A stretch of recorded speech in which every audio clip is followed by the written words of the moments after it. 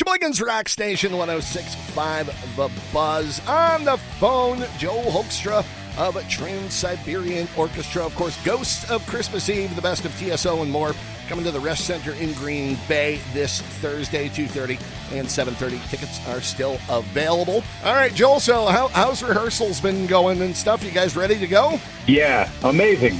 Stage, production, the whole thing looks amazing. Been working really hard on the musical end of things, trying to get things sounding like we've been on the road for months and months by the time we play for you guys. And super psyched. We're hitting the road tonight. We're headed your way. So, yeah, very excited about it. So, whole new show every year. So, how do you guys strike the balance every year between, putting on a new show and showing people something new, but still doing the show that they kind of expect from TSO? Yeah, that's a great question. I mean, I think there's a delicate balance there. You don't want to totally reinvent it so people come and they go, well, I mean, this isn't the same as last year. So there's definitely a heavy element of tradition involved with us, and yet we want to keep it fresh for people that have been coming for years and years. So we try to do just the right percentage. And, that's really more of a tip of the cap to production and management and that team. As musicians, we learn our parts, and occasionally we can be part of that by, I might play a different guitar solo than from year to year, etc. There's tiny contributions on our end that can happen as well, but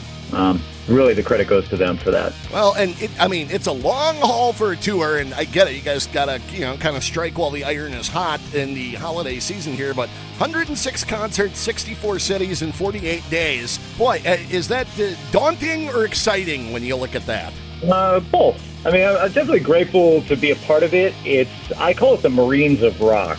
Obviously I've played with rock bands over the years, still part of Whitesnake, and played with Night Ranger for years before them. So, you get done with the TSO tour, it just makes a normal rock tour feel like you're kind of on vacation.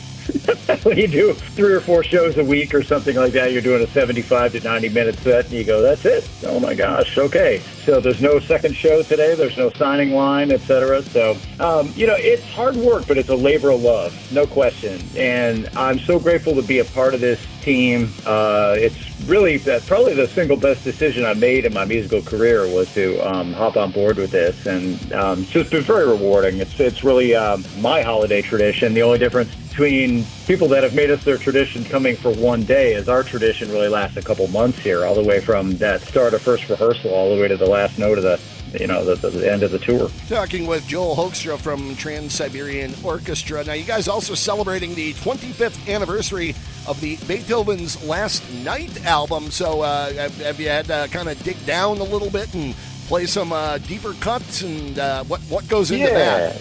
Yeah, that's exactly right. So getting back to what you were talking about earlier, so the front end of the show is, those that haven't seen TSO before, there's always a story on the front half, obviously accompanied by music, but that story is the Ghosts of Christmas Eve this year. That's essentially a best of or a greatest hits. So if you're a casual, you're really going to love the front end because you're going to hear a lot of the songs that put us on the map and you hear on the radio, etc. And if you're somebody who's been coming a lot of years, you're really going to love the back half because there's stuff happening there that hasn't been performed in over a decade. So we're definitely, as performers, psyched about both of those. And hopefully that's the right balance.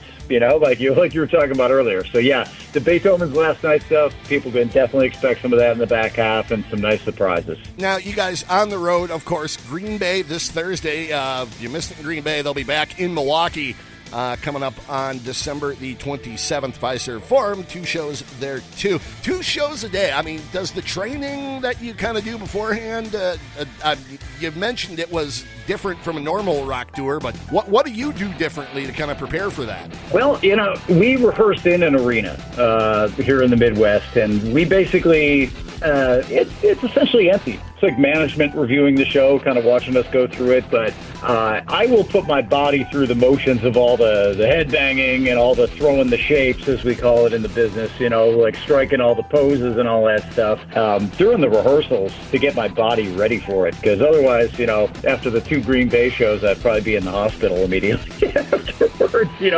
gotta get your gig neck back, as we call it, man, when you headbang a bit. Absolutely correct. Now, you guys bringing back the signing line this year. I think it's the first time in a couple of years that's been around. What's the most unusual thing somebody's brought for you to sign to one of these? Man, I've been asked that question several times in this press cycle, and I can't come up with it, man. But I feel like it's been just about everything in my lifetime. And I don't know that body parts have entered into the equation in a TSO signing line, but I've been there with other gigs, and we've had every item you could possibly imagine, I think, come through the signing line. So we are looking forward to seeing everybody there again this year. That's something that has been very important to us over the years. TSO, obviously, very, very popular. I mean, we're ingrained in North American Christmas culture and, one of the top Billboard tours every year. And we hang our hat on what Paul O'Neill set up for us in the spirit of generosity, that essentially you get a free meet and greet with us after the evening shows. So that, obviously, due to time constraints, that can't happen after the matinee shows. But after every evening show, the big pitch is you can come through and, get anything you want signed and snap a picture, say hi, etc. So we're looking forward to that. It's nice to be on a first-name basis with a lot of the diehard fans and consider them more friends than fans. Coming to Green Bay again this Thursday, 2:30 and 7:30. Tickets still available for both shows. Joel, before you go, I got to ask, I wouldn't be doing my job if I didn't. Anything going on with Whitesnake presently? I got to give you the PC answer, man. Anything that regarding Whitesnake would come from David Coverdale. I think it would be inappropriate for me to comment on any of the business with Whitesnake. David's put his life and heart and soul into Whitesnake, and I'm grateful to have been a part of a chapter of it and still am a part of Whitesnake. But any news regarding Whitesnake would have to come from David Coverdale. Gotcha. Well, and obviously you're busy for the next month, so... Yeah, I got a couple months. I mean, I will say that David is a wonderful guy, and we're constantly in touch.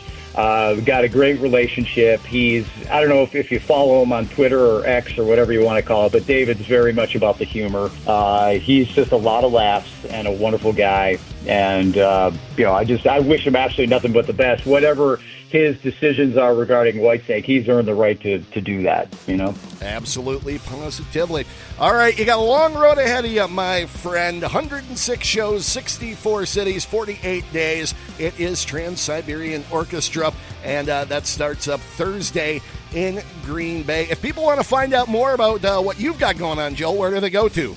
Well, I got a difficult name to spell, but I do have a .com still. Joel HOEKSTRA, JOEL, HOEKSTRA.com. And, I'm just always constantly busy musically, of course, still have my own album coming out, etc., and lots of things happening in guitar world. Always busy. Going to have a couple other albums that I'm a part of coming out. Revolution Saints with Dean Castronova from Journey and Jeff Pilson bass, and another project called Iconic with my Whitesnake bandmate Tommy Aldridge on drums, of course, living legend, and Michael Sweet from Stryper is a part of that, the other guitarist, and a wonderful younger vocalist named Nathan James from the UK who kicks ass. Well, as we've always referred to you as one of the that guy guys, where maybe not necessarily a household name, but every time a project comes up, you seem to be tied into it somehow, where it's like, oh, and him.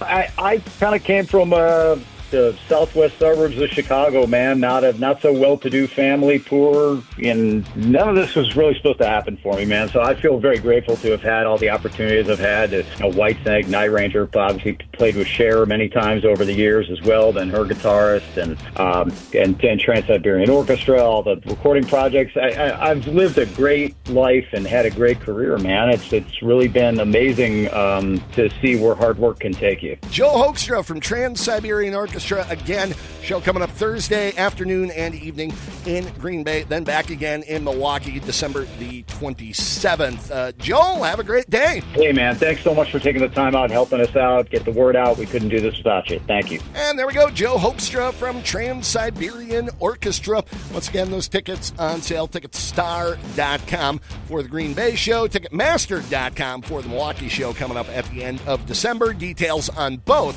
inside the events calendar, 1065thebuzz.com. Non-stop rock on the way.